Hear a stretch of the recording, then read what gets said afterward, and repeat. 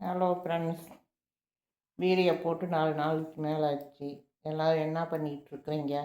நல்லா இருக்கிறீங்களா? சூப்பராக இருப்பீங்கன்னு நினைக்கிறேன். நாங்களும் நல்லா இருக்கிறோம். அப்புறம் எல்லோரும் என்ன பண்ணிக்கிட்டு இருக்கிறீங்க? வேலையெல்லாம் முடிஞ்சதுங்களா? டிஃபன் வேலையெல்லாம் முடிஞ்சதுங்களா? நைட்டுக்கு என்ன டிஃபனுங்க? இட்லியா, தோசையா, சாப்பாடா? வில்லேஜ் சைடுனா சாப்பாடு, டவுன் சைடுனா டிஃபன் இருக்கும்.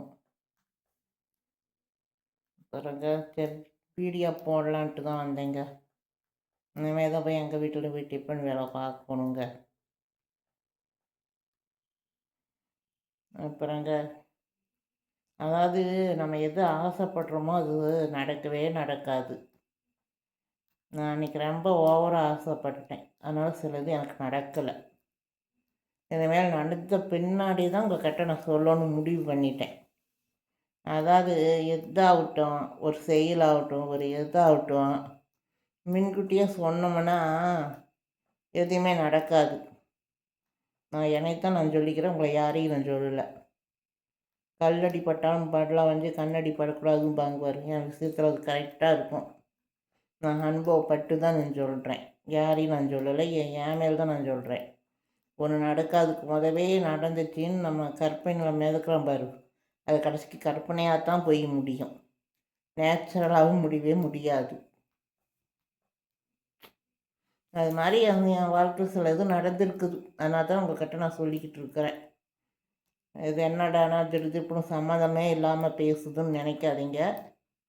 நான் அனுபவப்பட்டு தாங்க நான் பேசிக்கிட்டு இருக்கிறேன். பிறங்க இன்றைக்கி காலையில் எங்கள் வீட்டில் வந்து என்ன குழம்பு வச்சேன், அதுக்குள்ளே நான் மறந்தே போயிட்டேன் பார்த்தீங்களா. அங்கே இதாங்க என் மெமரி லாஸ்.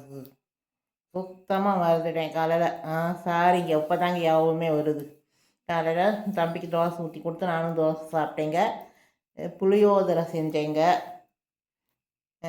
புளியோதரையில் 3 வெரைட்டி 3 மெத்தேடில் செய்வேன்.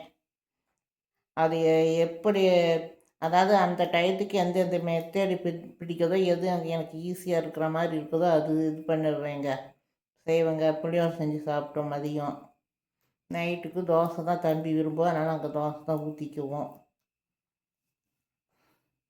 அதாங்க friends. Sorry friends, mind upset ஆயிடுச்சு.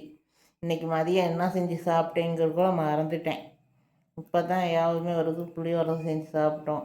சாம்பார் வைக்கலான்னு தான் பார்த்தேங்க. சாம்பார் வந்து மறுநாள் பார்த்துக்கலாம் அப்படின்ட்டு புளியோதரை செஞ்சு கொள்ளை நாள் ஆச்சே, சரி புளியோதரை செஞ்சு சாப்பிட்லான்ட்டு சாப்பிட்டோங்க.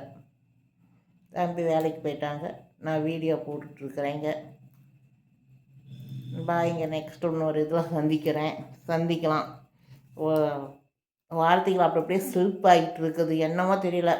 வர நீங்கள் கொடுக்குற ஆதரவுக்கு, சர்ப்ரைஸுக்கும் பேச்சுகள் திக்குள் முக்குள் ஆடிக்கிட்டு தான் வெளியே வருதா வந்து நல்ல விதமாகவே வரமாட்டேங்குது. அந்தளவுக்கு சர்ப்ரைஸாக இருக்குது, ஐஸ் கட்டியாக இருக்குது.